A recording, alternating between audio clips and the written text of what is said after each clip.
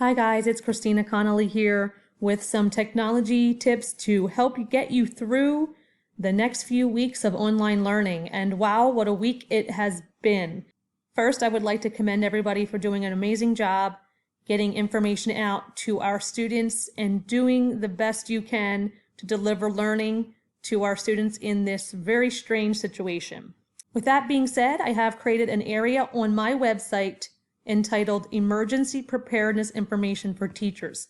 Everything you need to navigate through these next few weeks will be posted here. When I click on the emergency preparedness information, I'm going to go through a couple areas that will help you. Number one is updating your school website. Everything you need to know about updating your school website and including information that our district would like for you to include is right here in this top panel. As I scroll down, you'll see Simple K-12 information. Remember, Simple K-12 is the platform that we are using for our PD hours over the next few weeks. You've been assigned to complete one module by the district each week, as well as one choice module.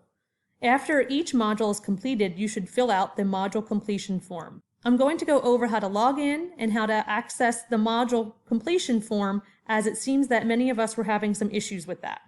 First, you can click right here to go to the Simple K-12 website. Please make sure that you use the orange login button to log in. You should be prompted for a username and password. Do not click New here, sign up for free. We are not creating a new account. You already have an account with the district. You'll need to enter your district email address as your username, and your password, if you've never changed it, has been set to the district default. If you don't know your password, please let me know ASAP and I will reset it in the system. After entering your password, click the orange sign in button. You should see a few things. I want to point out that you do have assigned the helpful resources for school closure. This was created for us by Simple K-12 to help us get through the next few weeks of online learning. As I scroll down, you should see related webinars below. Any webinar you have not yet completed will show incomplete to the right. It should show complete after watching the webinar. Please be mindful that you do need to watch the entire webinar from the beginning to the end in order to be marked complete. There seems to have been an issue in the last week or so in that some users are not getting their webinars marked complete. If this happens, please continue to view the required 2 webinars per week and fill in the completion form. You will still get PD hours with the Burlington City School District for completing these webinars as long as you fill out the completion form after, which I will show you in just a minute. Also, please be aware, you can go to the catalog and search different topics. A lot of these topics are organized by courses. So say, for instance, I wanted to check out the Google Intermediate course. Each one of these items is a bundle of webinars. It will not show I've completed the course until I've completed all of the webinars located within. So as I scroll down, you'll see the related webinars, and you should be able to see which modules you completed or did not complete. Again, if you're having issues with the complete and incomplete not being marked correctly, we have been in contact with our district representative and we're working to fix that. Okay, back on the home page, I just wanted to point out we did have an issue with one of the webinars we assigned to you this week, but you can find the replacement right here in the helpful resources for school closure. The required webinar for this week is ensuring continuity of teaching and learning during an emergency. All right, once you've completed viewing a webinar, it's important for you to go back to my website and find the Simple K-12 module completion form. This is the form that you need to complete after you're finished watching each module. You can submit this form several times, once for every module that you complete. Just click to access this form and begin filling out the information required. I'm going to show you on a tab in which I'm not signed in to Google. It's important to know that in order to fill out the form, you need to be signed in to your district Google account. Otherwise, the form will tell you that you need permission. In order to sign into my district Google account, remember to enter your district email address and your district Google account password. If you do not know your district Google account password, please email me and I'll send that information to you. Or you can send an email to Help Desk and have them reset it for you.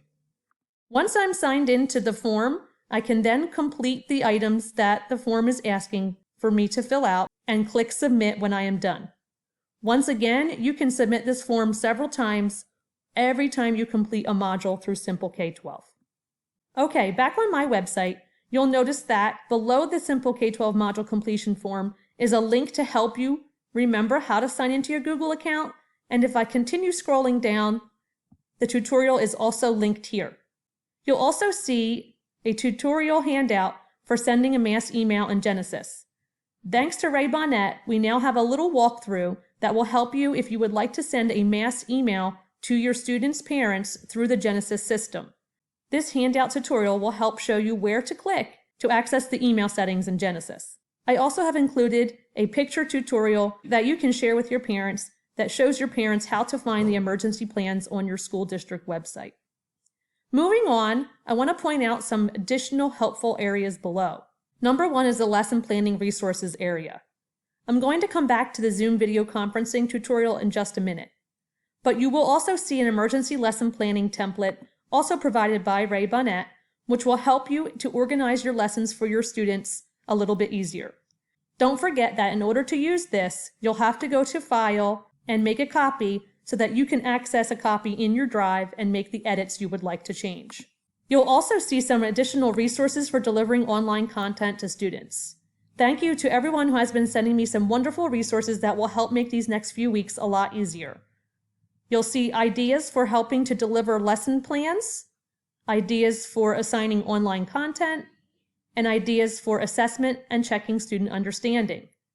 There's also additional resources provided from outside sources that have even more resources for you to use. Back on my website, I also point out the Google Classroom help. A lot of us have been using Google Classroom to communicate information to our students. There are wonderful tutorials, as well as the Google Classroom Online Help Center to help you get through learning how to use Google Classroom. We also want to consider how we're going to support students and parents who may not speak English. You may visit the Google Translate Online Help Center to help you understand how to use Google Translate in all of your documents, including information found on your web page. And finally, there is an information sheet for your parents on how they can possibly receive free access to Xfinity Wi-Fi during this extended school closure. Going back up to the Zoom tutorial, I'd like to point out that Zoom is an amazing way that you can connect to your students and parents using video conferencing. When I click on the Zoom video conferencing tutorials, you can scroll down to see how you can either join a meeting if you've been invited, how you can schedule your own meeting, and also how to use different controls and also invite people with your calendar.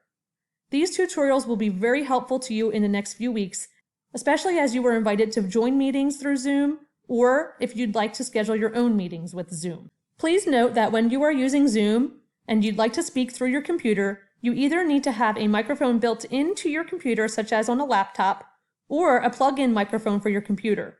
If you don't have a microphone, you might not be able to use the audio controls. However, you can dial in with your cell phone following the directions given to you in your email invitation. I hope this information is helpful to you as we continue to work through the next few weeks delivering content online to our students. Please use this emergency page of mine as your first resource in locating information that I think will be helpful for you.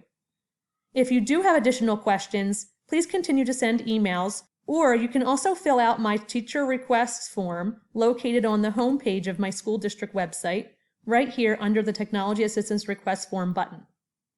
And in case you do forget where to find me, back on the school district home page, you can find me under Curriculum, and to the left under District Technology Coach and Technology Help Center. As always, if you need help, don't hesitate to ask. Thanks.